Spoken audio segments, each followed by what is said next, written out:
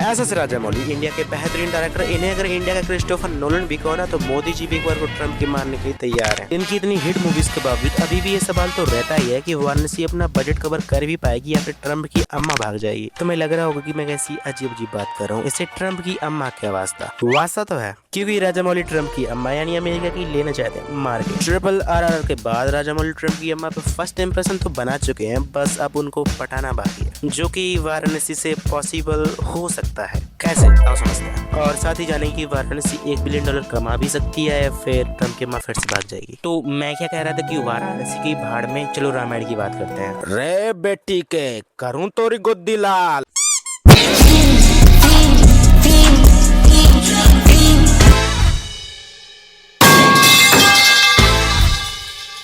देखो सबसे पहले एक बात क्लियर कर लेते हैं, $1 बिलियन कोई छोटा मोटा रिकॉर्ड तो है नहीं। पूरी दुनिया में सिर्फ कुछ ही फिल्में इसमें पहुंच पाती हैं। हॉलीवुड के लिए भी आसान नहीं होता है, फिर एक इंडियन फिल्म ऐसा कैसे करेगी, यही सबसे बड़ा सवाल है। लेकिन अगर दूसरी तरफ कोई इंडियन डायरेक्टर इस सपने के सबसे करीब खड़ा है तो राजामौली ही।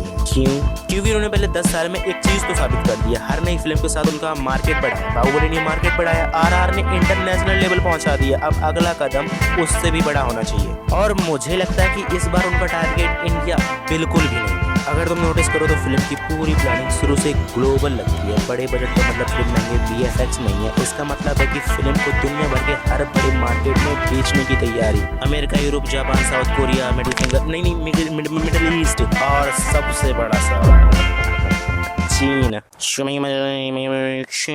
अरे ससुर, चीनी में गाली दे रहा है। नहीं, हम ट्रम्प की अम्मी की क्यों बात कर रहे थे। नहीं, वो तो हम VFX में ले लेंगे। क्योंकि अगर चीन ने फिल्म को अपना लिया तो बॉक्स ऑफिस में नंबर बूम हो जाते हैं। लेकिन सिर्फ चीन के भरोसे तो नहीं बैठ सकते। $1 बिलियन के लिए लगभग हर बड़े मार्केट में अच्छा परफॉर्म करना पड़ेगा। जैसे इंडिया में रिकॉर्ड कमाई, नॉर्थ अमेरिका में अब तक की सबसे बड़ी इंडियन ओपनिंग, यूरोप में मजबूत पकड़ लिया पाकिस्तान को, ससुरा आटा चोरी कर रहा था हमारे यहाँ से।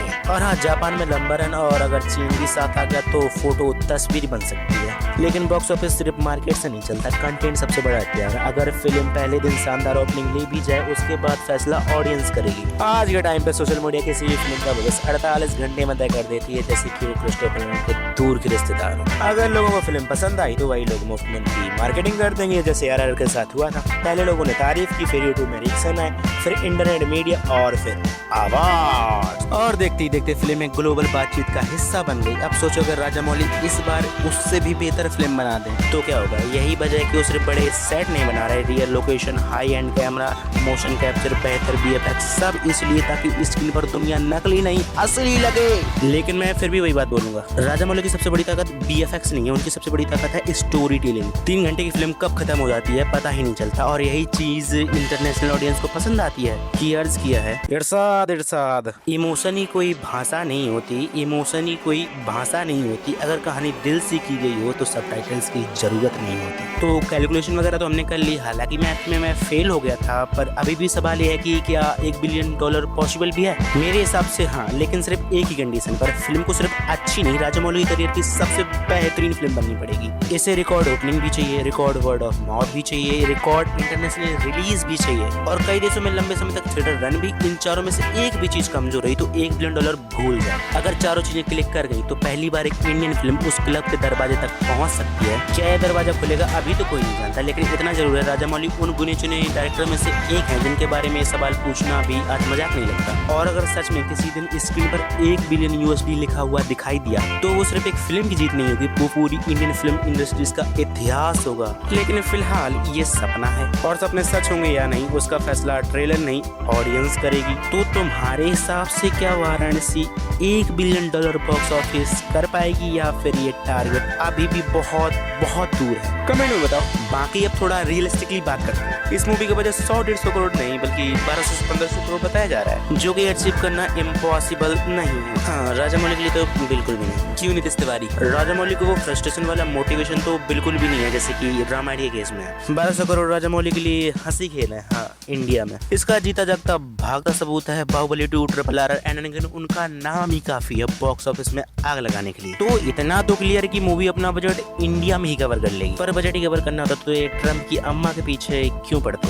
इन्हें तो अच्छा खासा बॉक्स ऑफिस कलेक्शन करना है। करने दो, वीडियो यहीं पे खत्म होती है। Bye bye, tata, see you, जाओ। जाके अपना काम करो। बजट तो कवर हो गया, थोड़ा प्रॉफिट की भी बात कर लेते हैं। देखो मूवी का बजट ही जब 1200 से 1500 करोड़ है, अगर इसको प्रॉफिट कमाना है तो इसे कम से कम 2000 करोड़ रुपए कमाना ही होगा। हाँ, थोड़ा ज्यादा बोल दिया पर ये वेयरली मिनिमम है, क्योंकि सिनेमा में ऐसी ही चीजें काम करती हैं। बात रही 2000 करोड़ की, तो राजामौली की पिछले रिकॉर्ड देखो, हर एक मूवी का बॉक्स ऑफिस कलेक्शन बढ़ा ही है, जैसे कि मैंने पहले कहा था। Baahubali 6000 crore, Baahubali 2 18,000 crore worldwide, RRR 1400 crore world wide.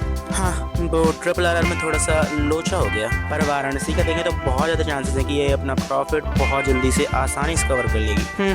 तभी तो राजामौली की किसी हीरो से ज़्यादा पैसे मिल रहे हैं, मुझे कम मिलेंगे यार। बेसिकली प्रॉफिट और बजट तो इंडिया से ही कवर हो जाएगा। और प्रॉफिट की बात करते हैं, हाँ रुपयों में नहीं, अब डॉलर्स में बात होगी। RRR राजामौली की पहली हिट मूवी जिसने बॉक्स ऑफिस में ताबड़तोड़ कमाई की थी इंटरनेशनली। 15.34 मिलियन डॉलर सिर्फ नॉर्थ अमेरिका से छापे हैं इस मूवी ने। हिंदी यानी इंडियन में बोले तो 117 करोड़ रुपए कनाडा और अमेरिका से। तभी ना राजामौली को ट्रम्प की अम्मा पे क्रश है।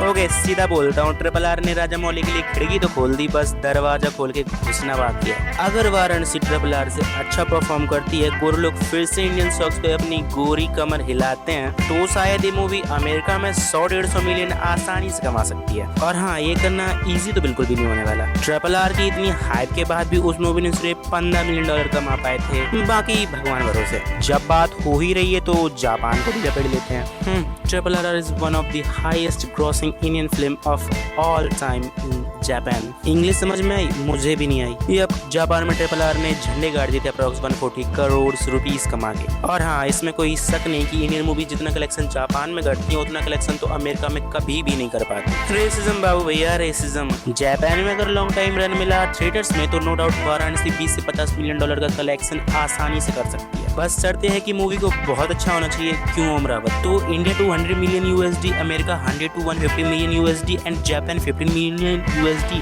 मिला के हो गया approx 400 million dollar. And Rajamouli की मूवी समझ के मैं ये बेयरली मिनिमम ही लगा रहा हूँ, इतना तो कमाना ही चाहिए अगर मूवी इतनी अच्छी होगी तो। एंड अब बाकी सब डिपेंड करता है चाइना पे, बिकॉज चाइना में वर्ल्ड की सबसे ज़्यादा थिएटर स्क्रीन है। इवन हॉलीवुड की बहुत सारी मूवी चाइना को ही टारगेट करती हैं ताकि उन्हें ज़्यादा से ज़्यादा स्क्रीन मिल सकें। इवन तो इंडिया की highest grossing movies like Secret Superstar, Dangal सब चाइना में ही बहुत ज़्यादा हिट रही हैं, जिनका रिकॉर्ड आज तक कोई भी इंडियन मूवी नहीं तोड़ पाई। दंगल को ही देख लो, दंगल आज तक भी इंडिया की सबसे ज़्यादा पैसा कमाने वाली मूवी है। एंड इस मूवी का most of the collection India से नहीं बल्कि चाइना से आया था। एंड इवन रामायण को भी चाइना में बहुत इंटेंशनली प्रमोट किया जाएगा, तभी रामायण अपना बजट कवर कर पाएगी। अगर तो वाराणसी चाइना में हिट हो गई, अच्छा खासा रन टाइम भी मिलेगा, तो मैं गारंटी से कह सकता हूँ ये मूवी आराम से 400 to 500 मिलियन डॉलर आराम से कमा लेगी। बट 1 बिलियन डॉलर कमाने के लिए इसे अलोन कोई भी बड़ी फ्रेंचाइजी ना होती हुए इस मूवी को सभी देशों में कंटिनेंट्स पर अच्छा परफॉर्म करना होगा, जैसे कि मैंने पहले कहा था, जो कि बहुत ज़्यादा डिफिकल्ट होने वाला है। मैं फोर शोर तो नहीं बता सकता कि ये मूवी 1 बिलियन डॉलर कमा पाएगी या फिर नहीं, पर ये मूवी फोर शोर अच्छी हुई तो 500 मिलियन डॉलर कमा सकती है और इंडियन सिनेमा का दरवाजा वर्ल्ड के लिए खोल सकती है।